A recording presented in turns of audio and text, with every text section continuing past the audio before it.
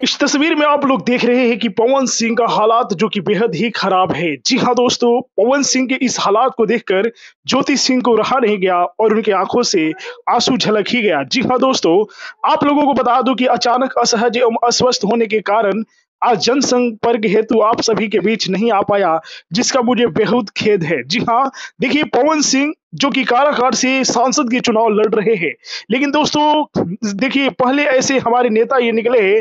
पवन सिंह तो गायकी की दुनिया में अपना नाम बहुत बड़ा ही किए हैं, लेकिन ऐसा नेता हमें पहली बार मिलेगा जो जनता के बीच में जा जाकर उनके दुख और दर्द सुन रहे हैं। इसी बीच क्या हुआ दोस्तों, कितना मेहनत करने के बावजूद भी पवन सिंह पर किसी की नजर लग गई और पवन सिंह के हालात जो कि बहुत ही खराब हो चुका है, नाजुक स्थिति में पहुंच गए थे पवन सिंह, जिससे बहुत ही भोजपुरी समाज और इनके परिवार वाले बहुत चिंतित थे कि कहीं कुछ पवन सिंह को हो ना जाए।